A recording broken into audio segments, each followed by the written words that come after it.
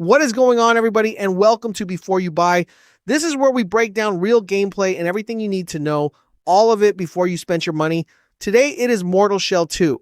It launches in just a few days on August the 20th.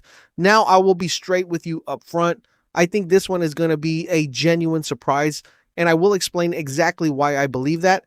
But there is a catch that could matter a lot depending on which platform you are on.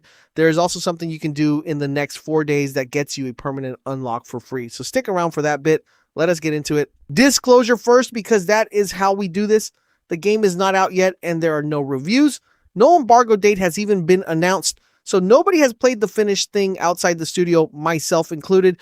What I am working from is the free open beta, which covers roughly the first 3 hours. I have also gone through the published hands-on previews. That is a genuinely large sample by pre-launch standards. The beta has passed 600,000 downloads at a 93% positive rating, but it is still the opening hours of the game with 2 shells available. Everything I say about the back half is inference, and I will flag it when I am doing that. So here's the deal, and this part is new since the last video. The standard edition is $49.99. The Devout Edition is $59.99, and it gets you 72 hours of early access starting on August the 17th. It also throws in an Obsidian skin set for all 8 playable shells.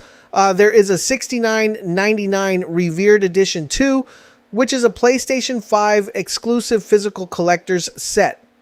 On preloading, Devout owners could start on the 15th, Standard Edition downloads unlock on the 18th, and there is no Game Pass or PlayStation Plus deal announced for this game, so do not wait for one.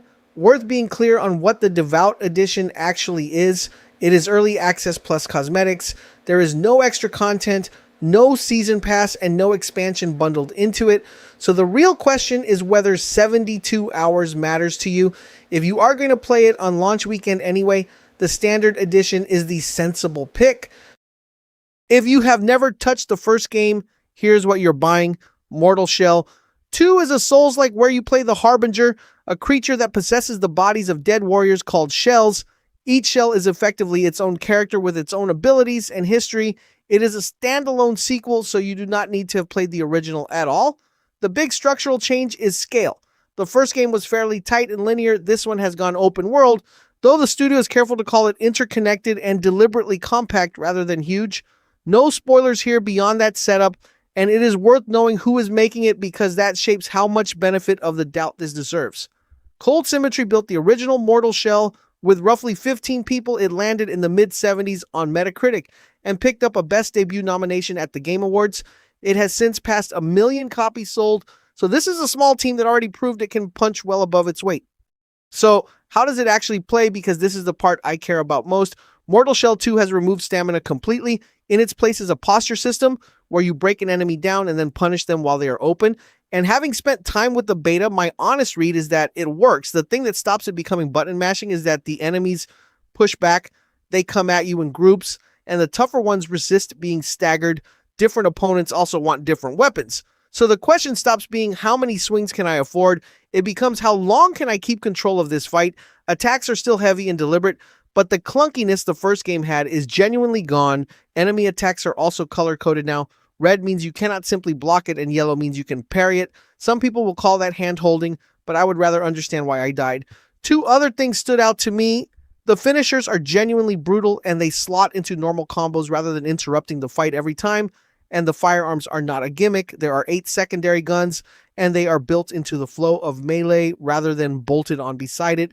The shotgun-style weapon you get early in the beta is far more satisfying than it has any right to be. On progression, this is a much bigger game than the original underneath.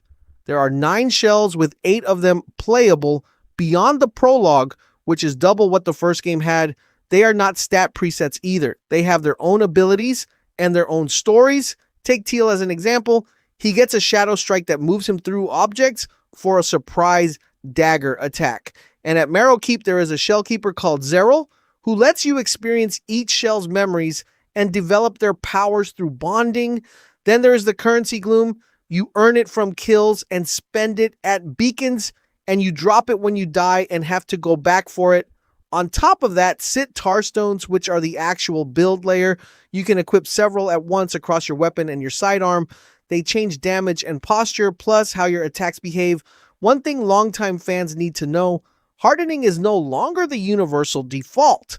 It now lives on a defensive seal called Batra's seal, and other seals do completely different things. Your defense has become a build choice. For what $50 actually buys you, here is the inventory. 8 playable shells, 8 primary weapons, and 8 secondary firearms. An interconnected open world with more than 60 dungeons in it and Marrow Keep as your hub. Now, I want to be careful with that dungeon number. Nobody has said those are 60 enormous areas, and plenty will be caves and smaller challenges. On length, Gaming Bolt reported around 30 hours for a standard playthrough. The studio has not confirmed that, so treat it as a report rather than a promise. What I can say is that $50 is 10 under the usual asking price right now, and that context matters for everything that follows. The other thing you are paying for is the look of it. Art direction was never the first game's weakness, and the sequel has pushed considerably harder. The bosses in particular are absurd in the best way. For a team this size, it genuinely does not look like a Dark Souls copy anymore. Right, the rough edges. There are 2 you should know about, and the first is the camera. It is comfortably the most consistently raised complaint from the beta. Players report it getting difficult to manage in group fights or when you are pushed into a corner. To their credit, Cold Symmetry have already responded. They added a camera mode with a wider viewing angle and patched multiple beta builds covering targeting, bosses, and controls. Whether that is enough, we will not know until launch. The second is PC performance, and the reports genuinely conflict. Some players report it running beautifully with stable frames even in busy fights. Others describe persistent stuttering regardless of their settings. I would not call it badly optimized because the evidence does not support that, but I would not call it solved either. And on PC, there is a practical catch. The install is 70 gigabytes and it needs an SSD. That is more than double what either console version asks for. So who is this actually for? If you liked the first Mortal Shell, this is an easy yes. Everything people found rough has been worked on, and the phrase that keeps coming back from returning players is night and day. If you bounced off the original because it felt clunky or too small, this is genuinely worth another look. The combat flows now and the world is much bigger. If you are new to Souls-likes entirely, this is actually a reasonable entry point. The color coding helps, and the shell system means you can find a playstyle that suits you rather than committing to a stat spread. There's one group I would tell to wait a few days. That is PC players on a smaller drive or anyone very sensitive to frame pacing. On the console side, the signals have been strong. The beta reception on PlayStation 5 and Xbox Series has been notably positive, with players specifically praising how smooth it felt. The PlayStation 5 version is also listed as PS5 Pro Enhanced. So here is my honest take. For $50, this is worth buying at launch. That is based on what I have played and on what the beta reception looks like. It is not a prediction from a trailer. Hundreds of thousands of people have played the opening hours and the response has been consistently strong. If you're on console, I would just buy it. If you're on PC and performance would ruin it for you, wait about 3 days and let the launch reports land. And one last thing you can act on right now. The open beta is still free, and playing 30 minutes of it permanently unlocks the Flayed Harbinger skin. You claim it at launch and it carries across platforms. That is a free cosmetic for half an hour of your time, and the window closes on the 20th, and that is a before you buy. Some pros, some cons, and my honest take.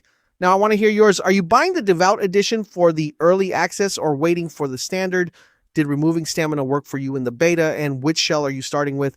Let me know down below. Thank you all so much for watching, and I will see you in the next one.